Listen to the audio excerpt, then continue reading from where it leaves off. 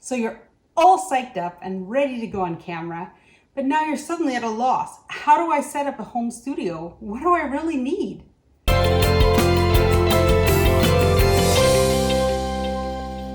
Hi there everyone, I'm Amy from The Video Lady, and today we are talking about setting up your first home studio. So whenever I start talking about creating videos, I always get a ton of questions about how to set up a home studio. I thought it would be cool to take you behind the scenes of my current home video studio and give you an example where I'll also explain exactly where you should spend your dollars if you don't have much to spend on a home studio setup to start with. I created The Video Lady to help entrepreneurs just like you grow their businesses with video. If you're just discovering my channel, consider subscribing and setting up notifications. That way, when I create new content, no matter where it's posted, you'll get notified. And also, if you're wondering about what equipment I'm using in today's program, I'm giving you access to my full gear list in the description below, so make sure to check that out as well. So let's just dive right in, shall we?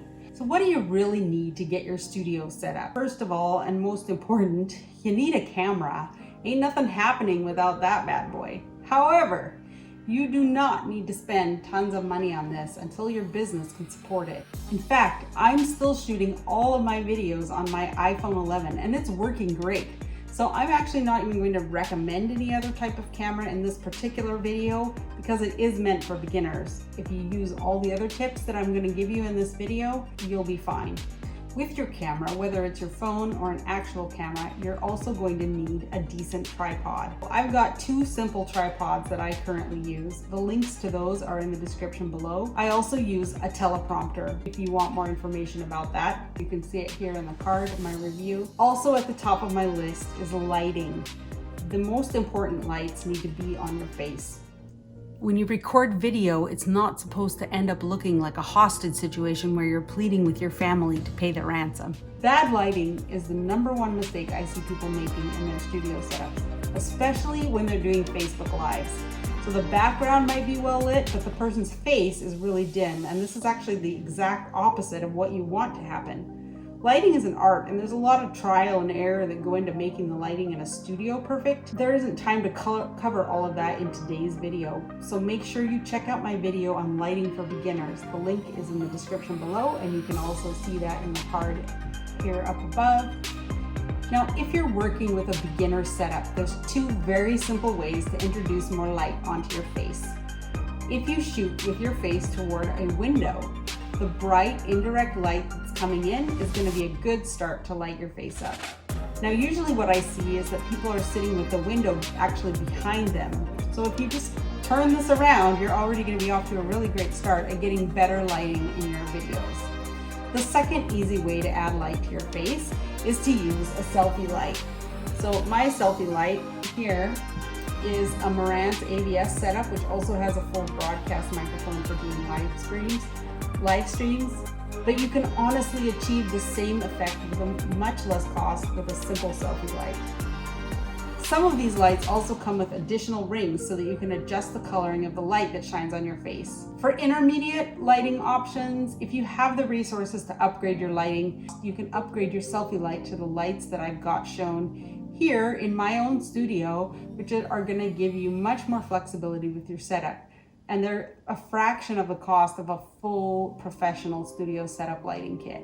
We're going to move on now to sound options, but if you're getting value out of this information, please make sure to hit the like button and let me know that you're finding this content valuable. If you're shooting video with your smartphone or your computer microphone, your sound is just not going to be as good as it would be if you had a dedicated microphone. Here are a few things that you want to think about. When you're recording on your computer, make sure that you're directly facing your microphone when you record. You also want to make sure that you're recording in a relatively quiet area. So think about noise issues that are in the room you're in. Noisy fridge or screaming kids, or maybe you're filming on a factory floor. All that stuff makes it really challenging to record video. So if you have a good directional microphone, then you can avoid some of these issues. And here's my public service announcement for today, and that's that you always want to do a quick test before you do your final recording and check for some of these sound issues. Nothing is worse than filming a full video shoot and getting down to editing and then realizing that you have a fan running in the background that's obscuring your voice. So we did promise a beginner video here. So for the purpose of today, here's the simplest setup. The simplest setup is to use your iPhone or your Android phone. Make sure that you're close enough to the built-in microphone that there's no obstructions or noise issues in your filming space. And if you can afford it and you want to get a different microphone, then you want to get, if you're recording at your computer, a broadcast mic is going to be great. I have a Heil PR40 microphone, which I use, and if I'm in full studio mode, that's what I use. If I'm just doing a quick call or a video call on my computer, then I go ahead and use my Marantz AVS. It's smaller, it's more portable, and it still has a decent microphone and the video camera for those tasks, and the selfie light for low light situations. Now, if you're recording on your phone, I use and I recommend the Rode VideoMic Me with the lightning adapter for the iPhone. It's a directional shotgun style mic, and it also comes with a little wind muff accessory for outdoor recording that's going to help reduce your wind noise. Very inexpensive microphone, so if you can only buy a simple microphone and you're shooting with your phone, buy this mic to get started. If you want more information about that, check out the review that I've done on the Rode VideoMic Me, and the links are also in the description below. I want to move on to backgrounds now, but again, if you're getting value out of this video, please just take a quick minute to like it and subscribe if you haven't done that already. So if you have a dedicated space for your video shoots, then congratulations, you have achieved home studio nirvana. However, when you're just starting out and you don't have a room to devote to this, all kinds of backgrounds can actually work for your videos. We will walk through a couple of examples in just a moment, but before we do that, there's a few basic things that you want to keep in mind. Consider what's behind you. For example, you want to try not to have things sprouting out of your head. Did you get rid of all of the clutter? Sometimes you don't see it until you show it in the video. Are there shadows? You want to try not to be closer than 4 feet to your background. If you can slightly blur it or get a less busy background, those are not as distracting when you're a beginner. Now, a wall is easy. If you're still filming selfie style, this is a really great way to get started.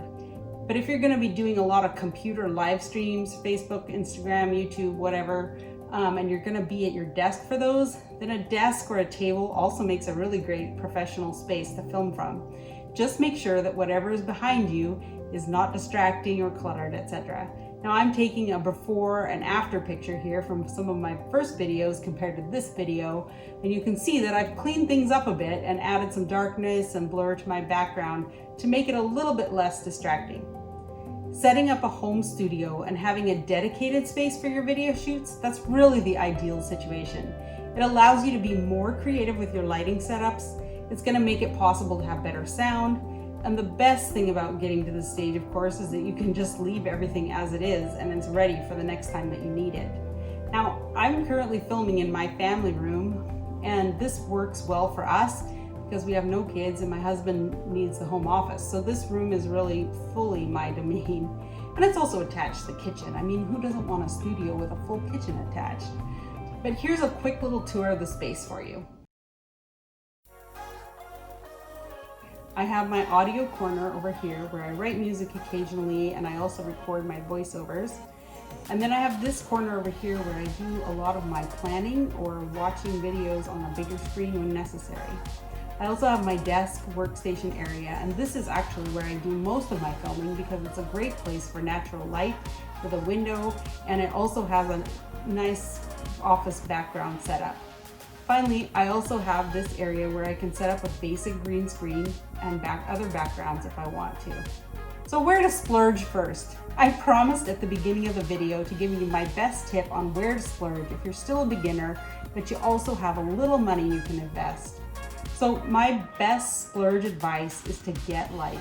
And if you can actually afford 2 things, then I also recommend that you get a good broadcasting mic or a shotgun mic, or the VideoMic Me, and those will help you make your sound a whole lot better.